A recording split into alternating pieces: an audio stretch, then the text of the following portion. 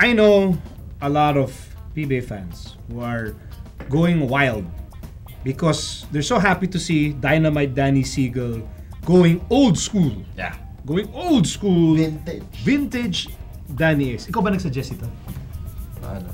Danny Ace. Topic? Seigle. Seigle topic. No, give him playing time and, entrust him with the ball and... Well, everybody has a chance to shine in the system. So Aminin mo na. Akuin mo na. Sabihin mo na. Ay, sorry. Akuin mo na. Sabihin mo na. Yeah, I suggested that. sometimes you suggest to coach din talaga to... So, ikaw nga. So, ikaw. I wouldn't say that. Maybe I helped a little. No, but I'll be honest. I was surprised. I was surprised with the amount of trust that Coach Raiko placed in the veteran hands of Danny Seigle. I didn't expect him to be playing this long and contributing this much. Well, here's the thing. Danny actually just took advantage of the opportunity given to him because obviously Mick is our the main power forward. Just because he fits Coach Raiko's system because he can shoot. And sabi nga ni Mick, it's too. perfect for me. Yeah, but Mick was playing terribly and Danny took advantage of that. But one thing with Danny, everybody was telling me and Coach Raiko, they're like, oh, you're gonna have so many problems. He doesn't practice.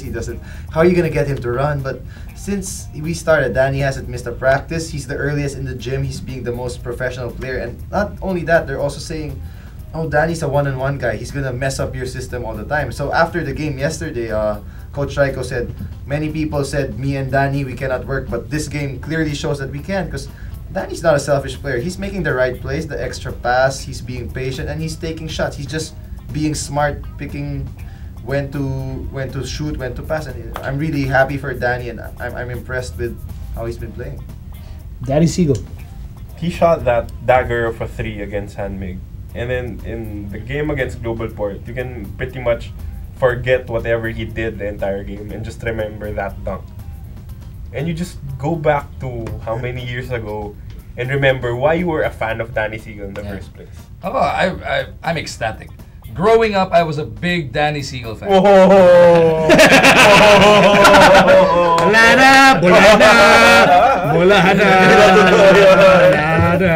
Bakit ba? Retake. 1999, ilang taon pa lang ako noon.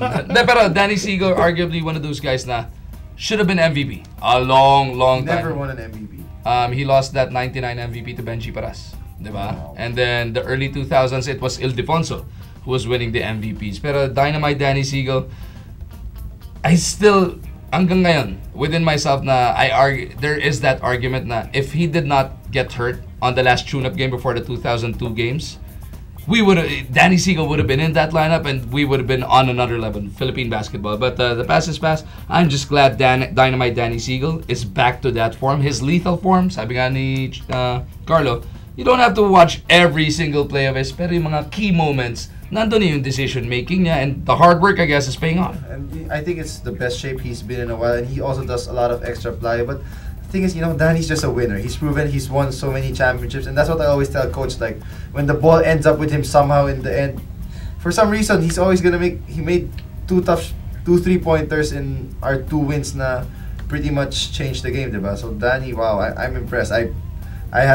never worked with him before. Didn't really know much except that he was a great star in his prime, and now medyo pababa na, but he's really working hard. Nice. What is it about DS? Is it past accomplishments? Kasi I got a tweet from a fan, and the fan said, halos naiiyak siya sa tuwa watching Danny Seigle become, relevant. Performing well, playing in clutch moments. So how is it na si Danny can move people until now? As a PBA fan, I think I can speak for a lot of people and say that we all felt robbed when Danny Seigle went down with that Achilles injury. That's why now that he's returning, parang kahit konti lang binabalik mo yung nawalang time. That you can see that magnificent player, kahit na glimpse of brilliance lang, parang binabalik mo yung mga nawala nung injury niya.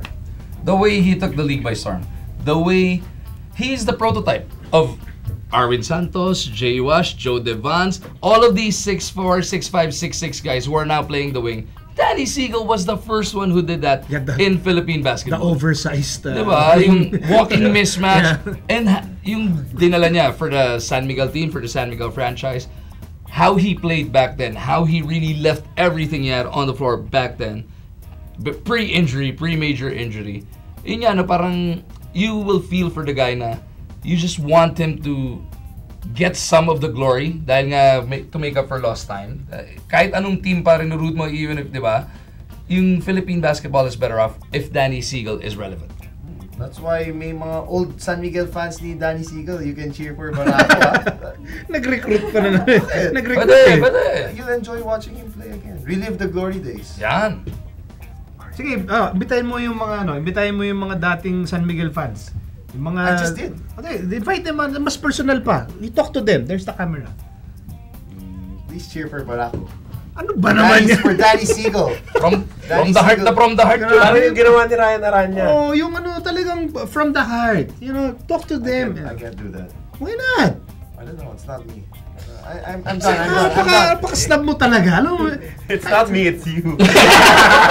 napaka-snub mo talaga. Hihingi ka ng tulong tapos sabi mo, it's not me, that's not me.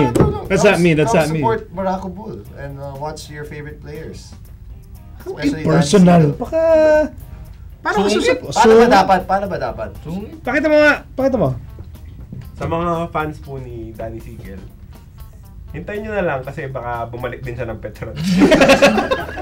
Ano ka ba? Di ba yan? Hindi yun! Di ba yan? Hindi! Baliktad? Hindi! Baliktad! Hindi, sorry. Sa mga fans ni Danny Seigle na nag-cheer sa Petron, Hindi, sa Barako. pumunta na silang Barako Bull. Oo, pumunta silang Barako. Kasi Tama. Dynamite. Oo. Dynamite! Yun. Dynamite is back.